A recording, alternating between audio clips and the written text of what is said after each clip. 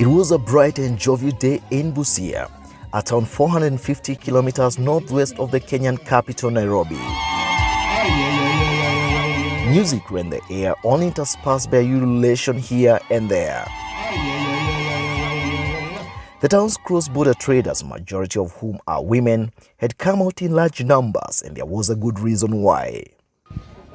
You see, the COVID-19 pandemic that has severely hit the globe over the past 2 years has been particularly devastating for informal traders across East, South, and Horn of Africa, a region where TradeMark East Africa, an aid for trade non-profit organization, operates.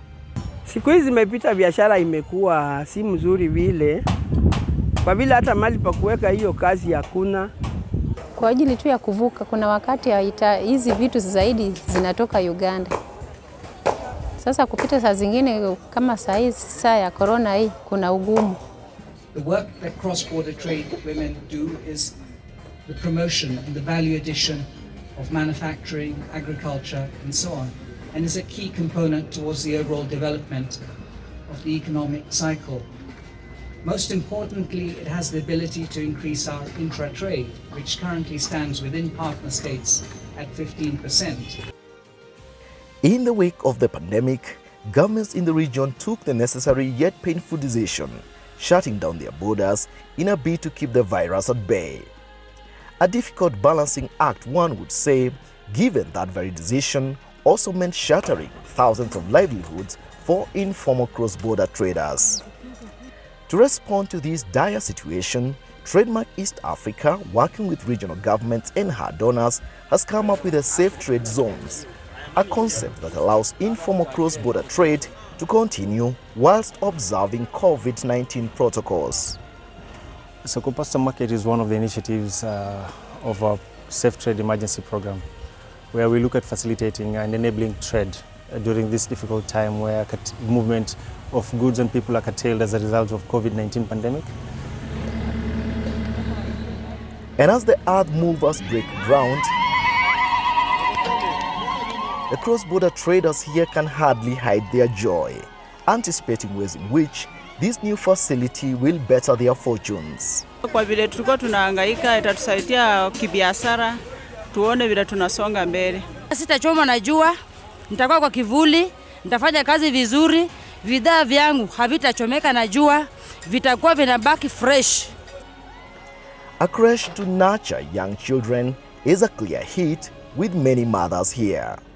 Pia tuliomba tukue na daycare. Sasa ule unyanyasaji wa watoto au watoto kupotea au watoto kupata shida wakati mama anafanya biashara yake itapunguka. Jambo nzuri sana, hata waliposema nilifurahia, sababu ukiangalia kama soko kama hii, mama na mtoto ni kazi ngumu.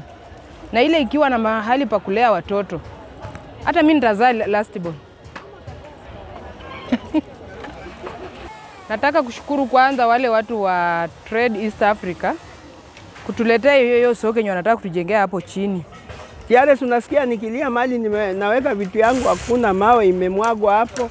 And so the challenges that come with a makeshift market continues here in Busia. And the ladies are hoping that sooner than later, once the new market is done, their issues are going to be dealt with once and for all. TradeMark East Africa, with support of her donors Global Affairs Canada, European Union, the Foreign and Commonwealth Development Office of the UK, is financing construction of 3 similar trade zones and an upgrade of an existing one in Somaliland, Ethiopia, and South Sudan. The intervention is part of the wider Safe Trade Emergency Facility by TradeMark East Africa, a $23 million emergency programming in response to the COVID-19 pandemic in the region.